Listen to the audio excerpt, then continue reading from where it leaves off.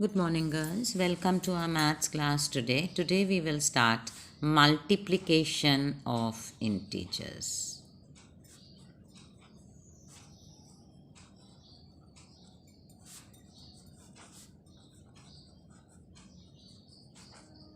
So when we start multiplication of integers, there are some basic laws which deals with the multiplication of integers. Okay. The first case is when you take two positive integer. Okay, so multiplication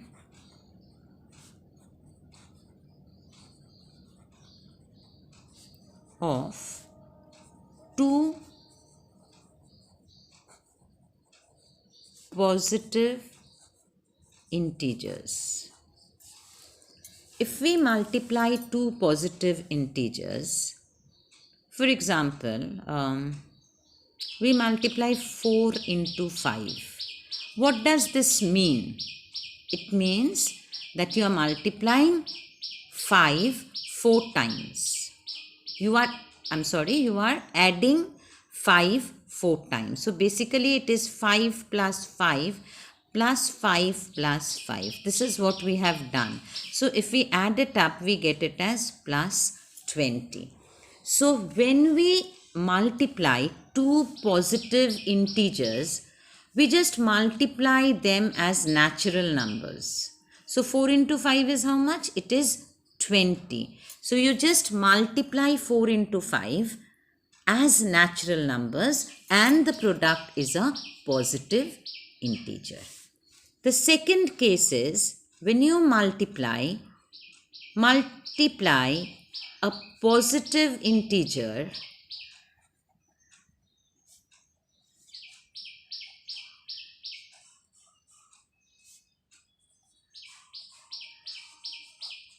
and a negative integer.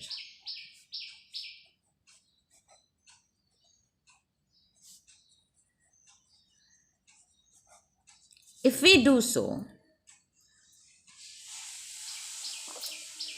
for example, we multiply 4 into minus 5.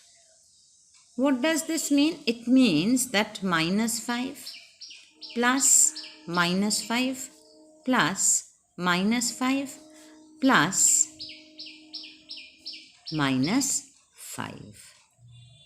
So if we add minus 5 so many times, 4 times, what do we actually do?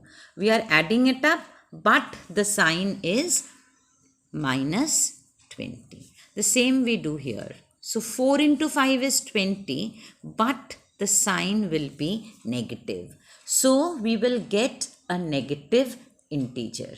So if we multiply a positive integer and a negative integer, we will multiply them as natural numbers and put the minus sign before the product we obtain so that we get a negative integer. We will multiply 4 into 5 as natural number. So we get 20, which is a natural number, but it will be a negative sign. So the result will be a negative integer. The third case is multiplication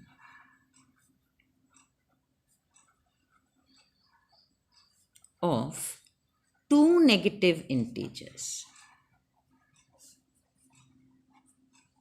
Now, if we have two negative integers, for example, we have minus 3 into minus 2. Then the pattern is, if you observe carefully, that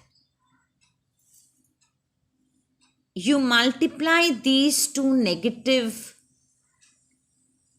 integers as natural numbers. Okay, so 3 into 2 will be 6, but minus and minus will be plus. That means if a and b are positive integers, then minus a into minus b will be a into b.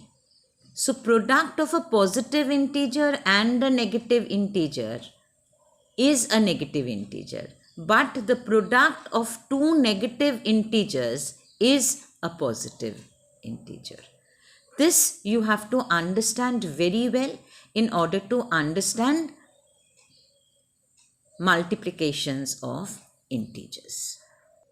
Now we move on to the properties of multiplications of integer. The first property is the closure property. Please write down these properties in your exercise book. The closure property. Multiplication is closure under, closure under multiplication. For example, if we take minus 5 into 6, then what are we supposed to do? We are supposed to multiply this. 6 into 5, 30, but the sign will be negative. So we get a negative integers. That means if A and B, if I take this as A and I take this as B, that means if A and B are any two integers, then if I multiply A into B, that is also an integer. Understood? In the same way, suppose if I take minus 3 into minus 4.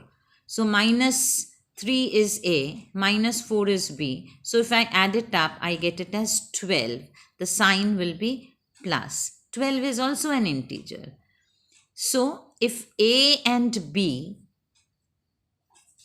are any two integers, whether negative or positive, then A into B is also an integer. If A and B individually are integers, then A into B is also an integer.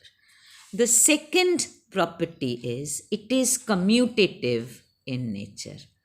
What do you mean by commutative in nature? Commutative property. If you remember commutative property of addition, you should understand this very well.